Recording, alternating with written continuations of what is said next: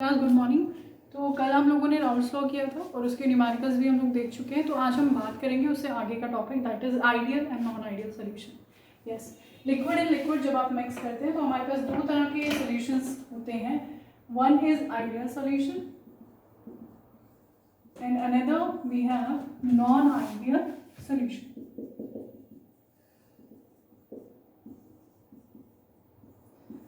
सो ideal solutions क्या होते हैं? अपने न्यूमेरिकल्स में भी कल हमारे पास एक दो बार टर्मिनोलॉजी आई थी। आई टोल्ड यू कि जहाँ पर भी आइडियल सोल्यूशन आए वहाँ पर राउल्स लॉ आप आंखें बंद करके फॉलो कराएं, because ideal solutions are nothing but the solutions which follow, these are the solutions which follow Raoult's law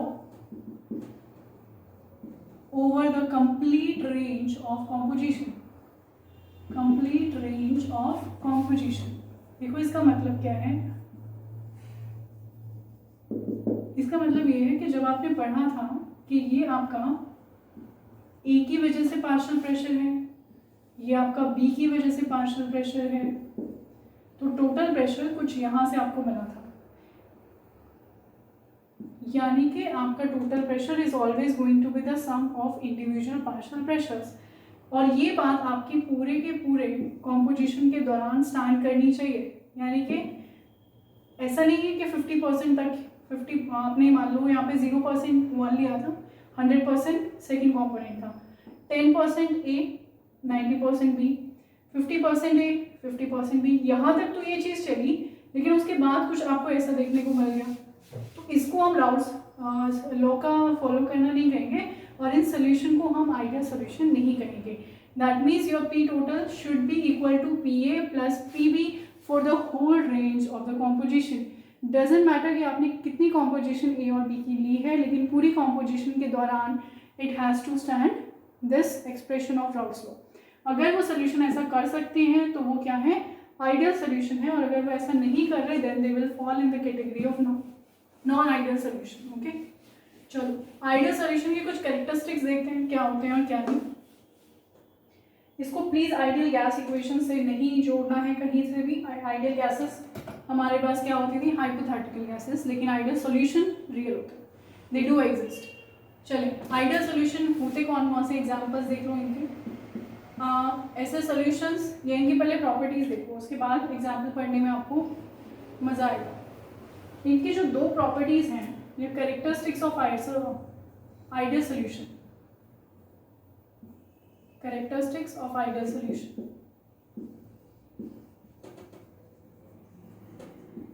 ideal solution का पहला कैरेक्टरिस्टिक होता है that it follow the Raoult's law over the complete range of composition.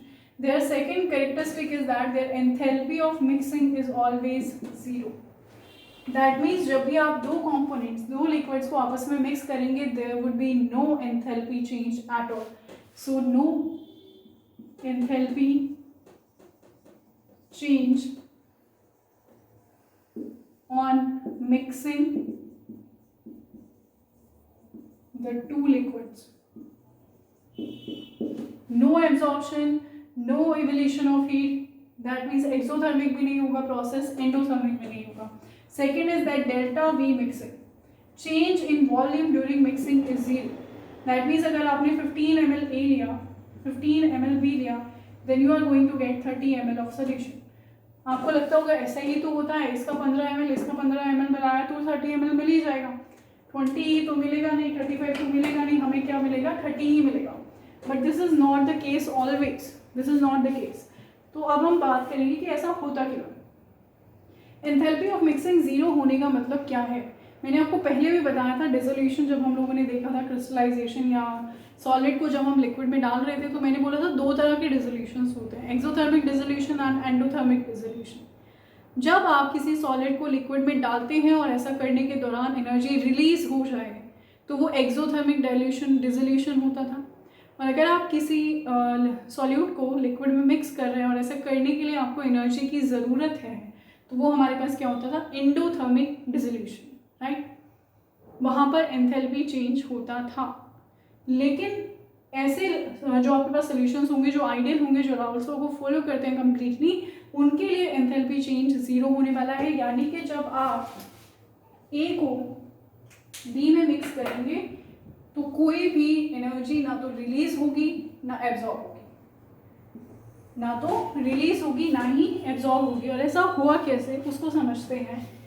Energy हमें चाहिए क्यों होती है या रिलीज क्यों होती है उसको देखो। दो चीजें होती है, ए और बी को जब आप आपस में मिलाएंगे, ये ए था आपके पास, ये बी था, और ये कंटेनर में अब आपके पास ए भी आएगा, दोनों को मिक्स करके बनाया आपने सॉल्यूशन। ये ए के पार्टिकल्स हैं, ये बी के पार्टिकल्स हैं, इन दोनों को मिलके सॉल्यूशन बना रहे हो,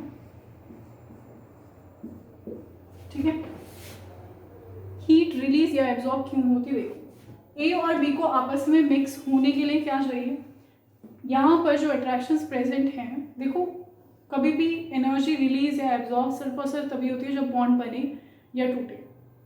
और किसी भी मिक्सिंग के दौरान, किसी भी डिसोल्यूशन के दौरान या डिसॉल्व करने के लिए, मिक्स करने के लिए हमें क्या करना पड़ता है, बॉन्ड्स तोड़नी पड़ते हैं सॉल्यूट की, सॉल्वेंट की, और बॉन्ड बनानी पड़ती है सॉल्यूट और सॉल्वेंट की, तभी तो मिक्स हो गए ना कोई भी दो कॉम्पोनेंट आपस में, कि सॉल्यूट अपनी बॉन्ड तोड़े, सॉल्वेंट अपनी बॉन्ड तोड़े, और सॉल्यूट और सॉल्वेंट आके एक दूसरे के साथ बॉन्ड बनाए।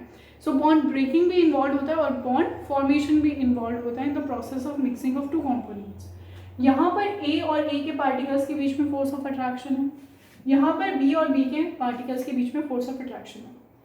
आपको क्या चाहिए, एनर्जी चाहिए इस बॉन्ड को तोड़ने के लिए। ए और ए की एनर्जी जब आप तोड़ेंगे तब ए का पार्टिकल अलग होगा, बी का पार्टिकल अलग होगा, और ये दोनों आपस में जुड़ के यहाँ पर बॉन्ड बनाएंगे, और यहाँ जो बॉन्ड बनेगी उससे क्या होगी, energy release, right. There is no enthalpy change, mind you there is no enthalpy change, कोई एनर्जी का चेंज नहीं हो रहा है। आई एम नॉट सेइंग कि एनर्जी इन्वॉल्व नहीं है, एनर्जी का चेंज जीरो है। यानी कि जितनी एनर्जी आपको इनकी बॉन्ड तोड़ने में लगी होगी, जरूर उतनी ही एनर्जी यहाँ से लिबरेट भी हुई होगी। That is why the change in energy या change in enthalpy is zero for this process, कि जितनी एनर्जी आपको बॉन्ड्स तोड़ने में लगी, सॉल्यूट और सॉल्वेंट की बॉन्ड तोड़ने में जितनी एनर्जी आपको लगी, उतनी ही एनर्जी सॉल्यूट और सॉल्वेंट के पार्टिकल्स जब आपस में मिक्स हुए तो रिलीज हो गई, राइट। क्या हो गई, उतनी ही एनर्जी एटमॉस्फेयर में रिलीज हो गई, तो जितनी एब्जॉर्ब की उतनी ही रिलीज कर दी, so change in enthalpy is going to be zero. ऐसा कब होगा, जब जितनी अट्रैक्शन ए के पार्टिकल्स में है, जितनी अट्रैक्शन बी के पार्टिकल्स में है, उतनी ही अट्रैक्शन ए और बी के पार्टिकल्स में होगी, राइट। क्योंकि जो बॉन्ड आपने तोड़ी, जिस तरह की बॉन्ड आपने तोड़ी, उसी तरह की बॉन्ड जब आपस में बनेगी तो same amount of energy release होगी, राइट। इसमें तो कोई दो राय नहीं है। आई होप कि इसमें किसी को डाउट नहीं होगा भाई, कि जैसे बॉन्ड्स आप तोड़ रहे हैं तो उसमें जो एनर्जी लगी है, वैसे ही बॉन्ड्स जब बनेंगी तो उतनी ही एनर्जी दोबारा से लिबरेट हो जाएगी। दैट मीन्स जितनी अट्रैक्शन ए के पार्टिकल्स में, जितनी अट्रैक्शन बी के पार्टिकल्स में थी, उतनी ही अट्रैक्शन ए और बी के पार्टिकल्स में रही होगी, तभी इस प्रोसेस की एंथैल्पी जीरो आई है। यानी कि जो आइडियल सॉल्यूशंस होते हैं, बहुत इंपॉर्टेंट चीज़ है ये, इसको समझना कि आइडियल सॉल्यूशन में होता क्या है, कि जितनी अट्रैक्शन सॉल्यूट में होती है, उतनी जितनी अट्रैक्शन सॉल्वेंट में होती है, सेम उसी अट्रैक्शन के साथ सॉल्यूट और सॉल्वेंट आपस में बाइंड होते हैं, राइट। इसीलिए एंथैल्पी चेंज क्या है आपके पास, zero. So delta H mixing is equal to zero. Competitive exam के लिए बहुत इंपॉर्टेंट है, पूछ सकते हैं आपसे कि एंथैल्पी चेंज जीरो क्यों होता है। 4 ऑप्शन दे दिए जाएंगे तो आप उसको बताएंगे, because here the attraction between solute and solvent particles is equal to the attraction between solvent particles, right। दोनों के बीच में सेम अट्रैक्शन है, that is Y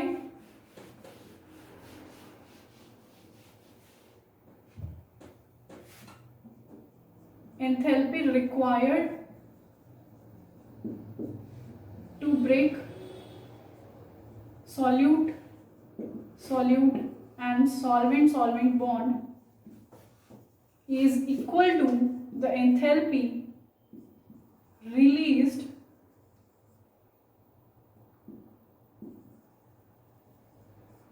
during formation of solute solvent bond. Therefore delta H of mixing is equal to 0. H1 is become equal to H2, so H2 minus H1 is going to be 0. I hope this is clear to everyone. तो इस छोटी सी बात का मतलब ये है. तो यानी कि वो एक्चुअली वो सॉल्यूशंस जिनमें क्या होगा कि एक कंपोनेंट में खुद में जितनी अट्रैक्शन है, दूसरे कंपोनेंट में खुद में जितनी अट्रैक्शन है, उतनी ही अट्रैक्शन दोनों मिल के आपस में जब सॉल्यूशन बनाएंगे तो उन पार्टिकल्स के बीच में होगी. ऐसा जो आपके कंपोनेंट्स कर सकते हैं वो आपके आइडियल सॉल्यूशन बना सकते हैं. And this is not something that is impossible. This is obviously impossible. जिनमें सेम तरह की अट्रैक्शंस होंगी वो आपस में जुड़ने के बाद एक दूसरे के साथ भी उन्हीं अट्रैक्शन से जुड़ेंगे तो एंथैल्पी क्या हो जाएगी? 0. डेल्टा वी मिक्सिंग का मतलब 0 होने का क्या था? देखें, ये समझ में आ गया तो ये तो आपको ऑब्वियसली समझ में आ ही जाएगा. पार्टिकल्स में पहले जितनी अट्रैक्शन थी, सॉल्यूट सॉल्वेंट में पहले जितनी अट्रैक्शन थी उतनी ही अट्रैक्शन अब है. Attraction before mixing of components is equal to attraction after mixing the components. Therefore पहले जितने एक दूसरे के करीब प्रेजेंट थे पार्टिकल्स, बाद में भी एक दूसरे के उतने ही करीब वो पार्टिकल्स प्रेजेंट होंगे. जितना स्पेस पहले ऑक्यूपाई कर रहे थे उतना ही स्पेस बाद में भी ऑक्यूपाई करेंगे. तो इसीलिए वॉल्यूम जितनी पहले थी उतनी ही बाद में होगी. तो नेट वॉल्यूम का जो चेंज है वो क्या हो जाएगा? आपके लिए 0 हो जाएगा. राइट. तो अट्रैक्शन पहले पार्टिकल्स में जितनी थी बाद में भी उतनी है. पहले जितनी पास पास प्रेजेंट थे बाद में भी उतनी ही पास पास प्रेजेंट होंगे. तो पहले जितनी उन्होंने वॉल्यूम ऑक्यूपाई की थी बाद की वॉल्यूम भी उतनी ही ऑक्यूपाई करेंगे. इसीलिए उनके लिए डेल्टा वी मिक्सिंग की वैल्यू क्या हो जाएगी? 0. राइट. चले, अगर ये आपको समझ में आ गया एक बार इसका स्क्रीनशॉट लेंगे, उसके बाद हम आगे बढ़ेंगे और हम देखेंगे non ideal solutions.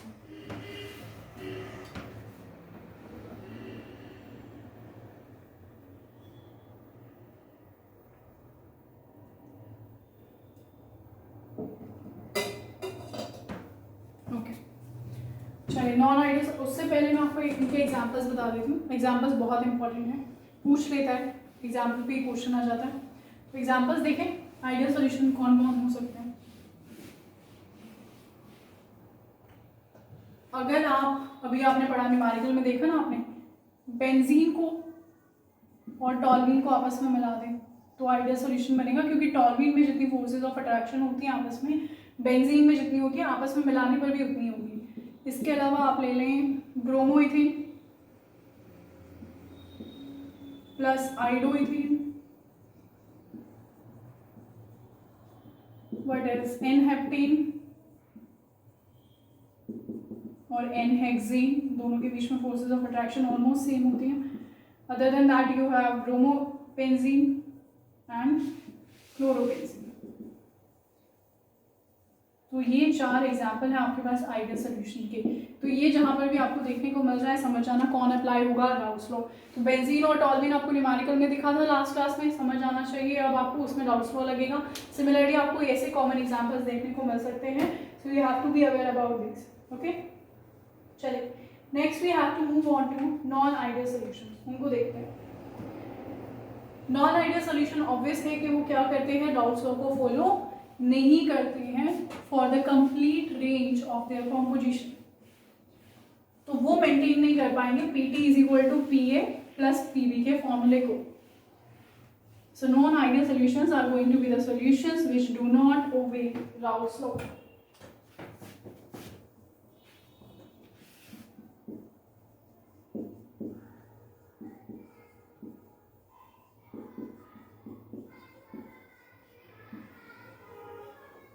If they do not follow Raoult's law, then for these solution Pt is not going to be equal to Pa plus Pb. अब not equal to का मतलब क्या है? It can be greater than Pa plus Pb or it can be lesser than Pa plus Pb. तो यहाँ से 2 cases आपके पास generate हो जाते हैं। First is if your P total is greater than expected, if you have this condition that your P total is greater than expected value, or if your P total is less than the expected value.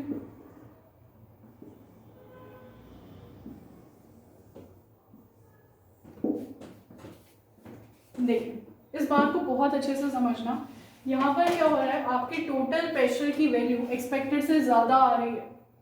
जितना total pressure होना चाहिए था उससे ज़्यादा present होगा, that means it is, यहाँ पर क्या हो रहा है, deviation from Raoult's law, deviation from Raoult's law. Raoult's law को फॉलो नहीं कर रहा, उसे डेविएट कर रहा है। लेकिन कैसे डेविएट कर सकता है, दो तरीके से डेविएट कर सकता है। ये सिचुएशन भी हो सकती है और ये भी। अगर ये सिचुएशन है तो क्या हो रहा है, राउल्स लॉ से ज़्यादा आ रहा है आपके पास वेपर प्रेशर, तो ये क्या हो जाएगा, पॉजिटिव डेविएशन। क्या होगा, पॉजिटिव डेविएशन। पॉजिटिव डेविएशन मतलब एक्सपेक्टेशन से ज़्यादा। यहाँ पर कम आ रहा है vapour pressure, so it will be negative deviation. इसकी वजह जान लो, सब समझ में आ जाएगा कि ऐसा क्यों होता है। देखो, ऐसे सॉल्यूशंस, मुझे बताओ कि अगर आपके पास दोनों को आपने मिक्स किया, दो कंपोनेंट से,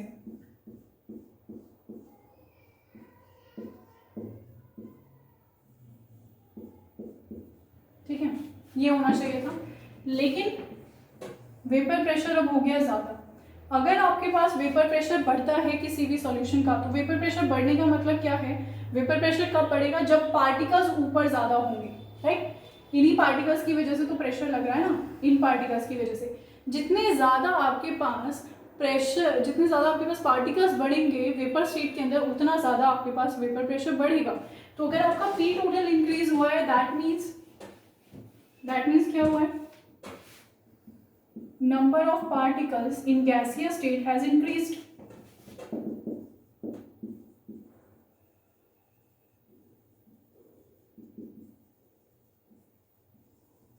प्लीज मुझे थोड़ा सा सोचकर बताएं, थोड़ा सा आपको कॉमन सेंस लगानी है।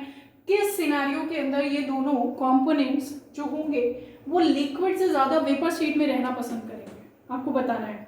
क्या आपको बताना है कि वेपर स्टेट में नंबर ऑफ पार्टिकल्स कब इंक्रीज होंगे। देखो, आपके पास ये कंपोनेंट ए था,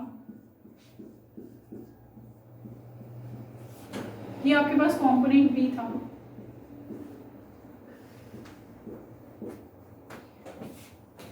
इंडिविजुअली, ठीक है।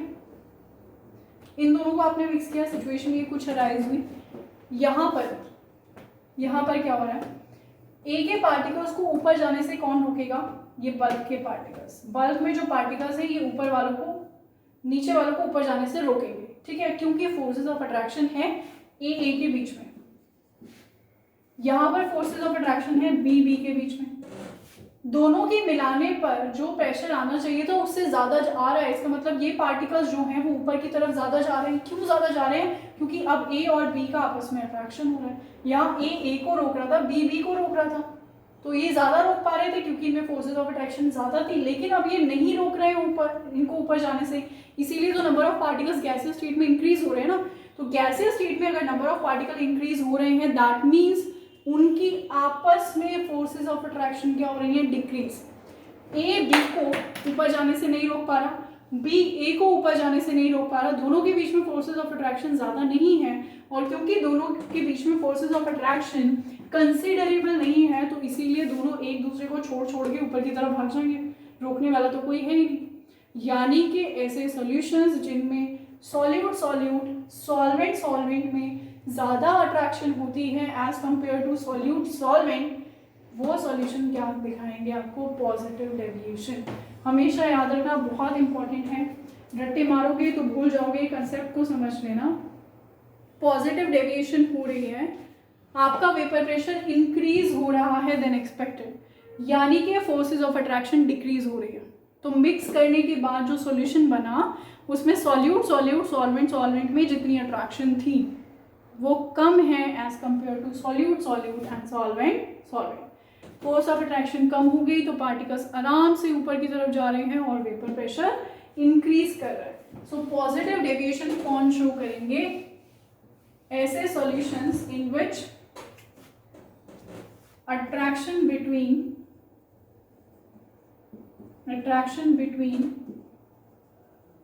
solute and solvent is greater than attraction between solute right yes or no? अब मुझे एक बात बताओ, इनके लिए डेल्टा एच ऑफ मिक्सिंग क्या हो जाएगा? इनके लिए डेल्टा एच ऑफ मिक्सिंग की वैल्यू क्या होगी? वीडियो पॉज करो, सोचो, नीचे कमेंट करो। ऑल्दो ये लाइव सेशन नहीं है, स्टिल आपको करना है ये। मैं बाद में जरूर देखूंगी किन बच्चों ने ठीक रिप्लाई किया है। पॉज करके इसको रिप्लाई करना है, थोड़ा सा सोचना है आपको। सोचा? चलो, डेल्टा एच ऑफ मिक्सिंग का मतलब क्या था? बॉन्ड तोड़ने और बॉन्ड बनने के बाद जो एनर्जी निकली उनके बीच का डिफरेंस। अब जो आप बॉन्ड्स तोड़ रहे हो वो ज्यादा स्ट्रॉन्ग अट्रैक्शन की, यानी कि उनके बीच में ज्यादा फोर्सेस ऑफ अट्रैक्शन है, that means they are stronger bonds. तो जो बॉन्ड्स आपने तोड़ी वो स्ट्रॉन्ग थी, और जो बॉन्ड यहाँ पर बनी उनमें फोर्सेस ऑफ अट्रैक्शन कम है, that means that is a weak bond. तो जो बॉन्ड आपने तोड़ी वो स्ट्रॉन्ग थी, और जो बॉन्ड यहाँ पर बनी वो वीक है। स्ट्रॉन्ग बॉन्ड तोड़ी, ज्यादा एनर्जी चाहिए थी, वीक बॉन्ड बनी, कम एनर्जी रिलीज हुई। तो ऑन द होल आपने एनर्जी एब्जॉर्ब की, तो यहाँ पर डेल्टा एच की वैल्यू क्या आ जाएगी? Positive. So delta H of mixing for this solution is going to be positive. जिन बच्चों को नहीं समझ आया, I am repeating, delta H of mixing किसके बराबर हो जाएगा? Energy required to break bond, to break strong bond तोड़ी है हमने, minus energy liberated by formation of weak bond. Solute solvent की अट्रैक्शन कम है ना, तो इनके बीच में क्या बनी है? Weak bond. तो इसीलिए कम एनर्जी रिलीज हुई, ज्यादा एनर्जी चाहिए थी, तो डेल्टा एच ऑफ मिक्सिंग क्या हो जाएगा? पॉजिटिव। सो ऐसे सॉल्यूशंस जो पॉजिटिव डेविएशन शो करते हैं उनके लिए डेल्टा पी की वैल्यू पॉजिटिव, डेल्टा एच की वैल्यू पॉजिटिव, डेल्टा वी की वैल्यू और बता दो एक बार, सोचो जरा इसको थोड़ा सा, और डेल्टा वी की वैल्यू और मुझे बता दो क्या होगी? पॉज करके सोचो। मिक्सिंग की वैल्यू आप कहोगे 10 ml इसका मिलाया, 20 ml उसका मिलाया, टोटल 30 ml होगा। नहीं, ऐसे नहीं होता। आपको अजीब लग रहा होगा सुनने में, आपको लगेगा प्रैक्टिकल नहीं है, प्रैक्टिकल है। जब भी आप दो सॉल्यूशन को मिक्स करते हो, इट्स नॉट ऑलवेज कंपल्सरी कि आपने जितनी वॉल्यूम ऐड की है उतनी ही बन जाए, क्योंकि देखो पहले अट्रैक्शन दोनों में ज्यादा थी, पार्टिकल्स करीब प्रेजेंट थे। अब दोनों में अट्रैक्शन कम हो गई, पार्टिकल्स थोड़ा दूर प्रेजेंट होंगे। तो अगर 15 ml इसका मिलाया, 15 ml इसका मिलाया, तो कुछ 31 ml के करीब तक मिल सकता है। Yes, you have not created the mass over here, you have not violated the law of conservation of mass और matter. The thing is कि यहाँ पर मैटर सेम है, उतना ही मैटर है, इट जस्ट कि मॉलिक्यूल्स थोड़ा सा स्प्रेड आउट हो गए हैं, तो वॉल्यूम इंक्रीज हो गई है, राइट। तो यहाँ पर डेल्टा वॉल्यूम मिक्सिंग क्या हो जाएगा? पॉजिटिव, यानी कि जितना आपने ऐड किया था उससे ज़्यादा आपको मिलेगा। सरप्राइजिंग ना? सुनने में अजीब लग रहा है, आई नो लग रहा होगा। तो डेल्टा वी की वैल्यू भी क्या हो जाएगी? पॉजिटिव हो जाएगी।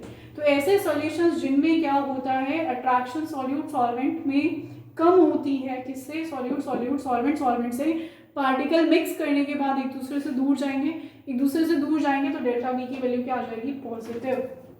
सो this is all about positive deviation show करने वाले सॉल्यूशंस।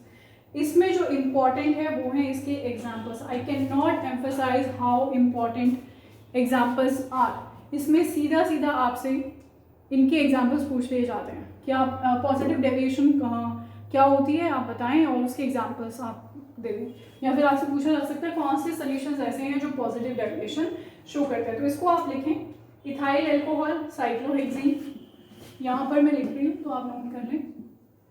इथाइल एल्कोहल ले लें आप, किसके साथ? इसको आप ले लो साइक्लोहेक्सीन के साथ। इथाइल एल्कोहल प्लस साइक्लोहेक्सीन आप ले लें। इसके अलावा आपके पास होता है एसीटोन और CS2, एसीटोन प्लस CH2। इसका मतलब क्या है कि इथाइल अल्कोहल में आपस में जितनी अट्रैक्शन होती है, साइक्लोहेक्सेन में आपस में जितनी अट्रैक्शन होती है, उतनी अट्रैक्शन दोनों को मिलाने के बाद नहीं होती है। सिमिलरली एसीटोन और CH2 में भी। Next is benzene and acetone, benzene plus acetone. Fourth you can consider carbon tetrachloride और chloroform, CCl4 plus CHCl3। Next we may have acetone ethyl alcohol, acetone ले लें हम इथाइल अल्कोहल के साथ, acetone plus ethyl alcohol. Similarly last आपके पास हो सकता है इथाइल अल्कोहल प्लस वाटर। ये आपको मल्टीपल चॉइस में भी दे सकता है, कोई भी एग्जाम्पल आपको दे देगा, पूछेगा बताएगा इसमें से कौन सी डेविएशन शो करते हैं, राउल्स लॉ फॉलो करते हैं, राउल्स लॉ फॉलो नहीं करते हैं, पॉजिटिव डेविएशन शो करते हैं, नेगेटिव शो करते हैं। अच्छा, अगर आपको दे दिया जाए दो ऑप्शन है, नॉन आइडियल है और दूसरा कि पॉजिटिव डेविएशन शो करते हैं, दोनों में से प्रिसाइज वाला आप लिखेंगे। Obviously they do not follow Raoult's law, लेकिन राउल्स लॉ में भी क्या, दे शो पॉजिटिव डेविएशन, तो पॉजिटिव डेविएशन वाला answer would be more precise. तो this is these are the examples, इनको आप नोट करें, इनका स्क्रीनशॉट ले लें, ये बहुत इंपॉर्टेंट है। चलिए, अगर आप इसका ग्राफ देखेंगे ना, पॉजिटिव डेविएशन का अगर आप ग्राफ देखेंगे तो क्योंकि यहाँ पर जो टोटल वेपर प्रेशर है वो क्या है, एक्सपेक्टेड से ज़्यादा, तो क्या हो जाएगा इसका ग्राफ, इसका ग्राफ ना आपके पास कुछ ऐसा आएगा। ये PA था, ये PB था राउल्स के केस में, लेकिन अब क्या हो गया, और ये PT था, PT, this was PB, this was PA, लेकिन अब क्या हो जाएगा, टोटल वेपर प्रेशर इंक्रीज हो जाएगा। तो ये लाइन डैश से दिखा दूँ, इसको सॉलिड लाइन में दिखा देती हूँ। अब ये सिनेरियो आपके पास होगा, ठीक है, this is your positive deviation from Raoult's law, तो हेंस इनका भी पार्शियल प्रेशर इंक्रीज हो जाएगा। तो आप देख रहे हो इंक्रीज हो रहा है ना, इंक्रीमेंट हो रहा है, so this is what positive deviation is all about. चलिए, I hope this is clear to everyone. Next हम देख लेते हैं नेगेटिव डेविएशंस। नेगेटिव डेविएशन बिल्कुल इनकी उल्टी होंगी, प्रेशर जितना होना चाहिए था उससे कम है। कम क्यों है, क्योंकि पार्टिकल्स ऊपर जितने गए वो कम हो गए। पार्टिकल्स ऊपर कम क्यों गए, क्योंकि दोनों के बीच में अट्रैक्शन पहले से ज़्यादा हो गई है। पार्टिकल सॉल्यूट सॉल्वेंट एक दूसरे को ज़्यादा अच्छे से होल्ड करके रखेंगे। देखो, ये आपके पास एक्सपेक्टेड सिचुएशन थी कि भैया आपने दो कंपोनेंट्स बनाए हैं, तो सिनेरियो कुछ ऐसा होना चाहिए था, ये आप एक्सपेक्ट कर रहे थे, लेकिन हुआ कुछ ऐसा। ऐसा क्यों हुआ, क्योंकि ये जो पार्टिकल्स है ना, ये दोनों, इन दोनों के बीच में जो अट्रैक्शन है वो एक्सपेक्टेड से ज़्यादा स्ट्रांग हो गई। तो ये पार्टिकल्स दूसरे पार्टिकल्स को ऊपर जाने ही नहीं दे रहे, नीचे पकड़ के रखेंगे, और जितना पार्टिकल्स नीचे की तरफ रहेंगे पार्टिकल्स ऊपर कम हो जाएंगे। ऊपर जितने कम पार्टिकल्स होंगे उनकी वजह से लगने वाला प्रेशर भी उतना ही कम हो जाएगा। तो यहाँ पर पार्शियल प्रेशर डिक्रीज हुआ, क्यों, क्योंकि attraction between solute solute and solvent solvent are less than attraction between solute solvent। Okay, तो मिलाने के बाद ज्यादा अट्रैक्शन होगी। तो अब मुझे बताओ ऐसे केसेस में एंथैल्पी ऑफ मिक्सिंग क्या होगी भाई, एंथैल्पी ऑफ मिक्सिंग क्या होगी, पहले अट्रैक्शन कम थी, पहले वीक बॉन्ड थी सॉल्यूट सॉल्वेंट में, अब जो बॉन्ड बनी है वो स्ट्रॉन्ग है, दोनों के बीच में अट्रैक्शन बहुत ज़्यादा है, तो स्ट्रॉन्ग बॉन्ड बनी है। बॉन्ड जो तोड़ी वो वीक थी, जो बनी वो स्ट्रॉन्ग है, कम एनर्जी ली, ज़्यादा एनर्जी छोड़ी, तो net deviation is negative. So delta H mixing will be negative. अब इसको थोड़ा सा पॉज करो और सोचो कि डेल्टा वी पर क्या फ़र्क होगा, ठीक है, डेल्टा वी का क्या करना है उसको सोचो ज़रा, उसको देखो, सोचा आपने डेल्टा वी का क्या होगा, अट्रैक्शन पहले कम थी, दोनों को मिलाया ज़्यादा अट्रैक्शन हो गई है, यानी कि पार्टिकल्स पहले अगर थोड़ा थोड़ा दूर प्रेजेंट थे तो अब एक दूसरे के बहुत करीब आ जाएंगे। So delta V mixing will be negative. Negative deviation के लिए डेल्टा एच भी नेगेटिव होता है, डेल्टा वी भी नेगेटिव होता है। रट्टे मारने हैं तो इतना काफ़ी है, समझा मैंने आपको दिया है कि ऐसा क्यों होता है, ठीक है। तो ऐसा बिल्कुल है कि आपने मिलाया क्या, 15 ml इसका, 15 ml उसका, और मिला के बाद क्या हो गया 28.5 ml कुछ आपके पास आया। So this is not something that is impossible. तो इस तरीके के जो डेविएशन होंगे उनके लिए आप ग्राफ अगर बनाना चाहें तो आप कैसे दिखाएंगे? This was your PA, let's just say this was your PB। ये राउल्स लॉ था, लेकिन अब ये फॉलो नहीं हो रहा, एक्सपेक्टेशन से कम आ रहा है, ठीक है। तो इतना कुछ इसका आएगा, इतना कुछ इसका आएगा। P टोटल अगर ये था तो अब P टोटल ये हो जाएगा, ठीक है। So this is your graph of Raoult's law for negative deviation. मैंने प्रिसाइजली नहीं बनाया, आप NCERT से देख लें, NCERT में अच्छे से आपको एक्सप्लेन करके दिया हुआ है, ओके। चलो, जो नेगेटिव डेविएशन शो करेंगे उनकी एग्जांपल्स भी आप देख लें। कुछ एग्जांपल्स इसके भी हैं, उसको देखो। Acetone plus chloroform,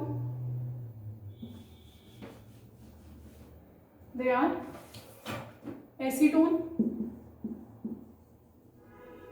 plus chloroform. दोनों को जब आप मिलाते हैं ना तो दोनों में हाइड्रोजन बॉन्डिंग हो जाती है, इसका H और इसका O, देखो ऐसे।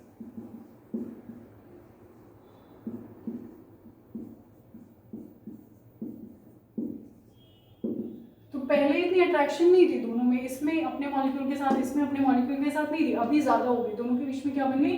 Hydrogen bonding. चले, इसके अलावा क्लोरोफॉर्म, डाइमिथाइल ईथर, ठीक है। और आप ले सकते हैं क्लोरोफॉर्म और nitric acid. Other than that we have diethyl ether और chloroform, diethyl ether and chloroform. और इसका एक बहुत अच्छा एग्जांपल है हमारे पास एसीटोन एंड एनिलीन। एसीटोन और एनिलीन, इनके बीच में भी हाइड्रोजन बॉन्डिंग हो जाती है। एनिलीन में ऑल्दो हाइड्रोजन बॉन्डिंग होती है, लेकिन नाइट्रोजन और हाइड्रोजन की हाइड्रोजन बॉन्डिंग इतनी अच्छी नहीं होती जितनी ऑक्सीजन और नाइट्रोजन की होती है, बात आपको पता है, ठीक है। इसके अलावा वाटर प्लस नाइट्रिक एसिड। तो ये कुछ एग्जांपल्स हैं नेगेटिव डेविएशन शो करने वाले सॉल्यूशन के। आई होप ये सभी को क्लियर हो गया होगा। With this it's an end to liquid in liquid solution. इसके साथ ही हम लिक्विड इन लिक्विड सॉल्यूशन खत्म कर रहे हैं। लिक्विड को लिक्विड में मिलाएंगे तो इससे ज़्यादा केसेस हमारे पास नहीं है। हो सकता है वो राउल्स लॉ को फॉलो करें तो वो आइडियल सोल्यूशन है, ठीक है। उसके अंदर हम लोगों ने राउल्स लॉ पढ़ा, डॉल्टन्स लॉ पढ़ा। राउल्स लॉ बात करता था mole fraction in liquid state की, डॉल्टन्स लॉ बात करता था mole fraction in vapour state की। फिर हो सकता है कि वो राउल्स लॉ को नहीं फॉलो कर रहे हैं दो लिक्विड्स आपस में मिलाने पे, तो पॉजिटिव डेविएशन भी शो कर सकते थे, नेगेटिव डेविएशन भी शो कर सकते थे। पॉजिटिव क्यों होती है? क्योंकि अट्रैक्शन दोनों को मिलाने के बाद कम हो जाती है। नेगेटिव क्यों होती है? क्योंकि दोनों को मिलाने के बाद अट्रैक्शन और फोर्सेज ऑफ अट्रैक्शन इंक्रीज हो जाता है। I hope this is clear to everyone. आपका होमवर्क क्या रहेगा? आपको यही करना है कि ये सारा का सारा कंसेप्ट लिक्विड इन लिक्विड का आप यहीं पर पढ़ लें, ताकि सॉलिड इन लिक्विड को जब हम करें तो आपको कोई भी कंफ्यूजन नहीं हो। So that's it for today class.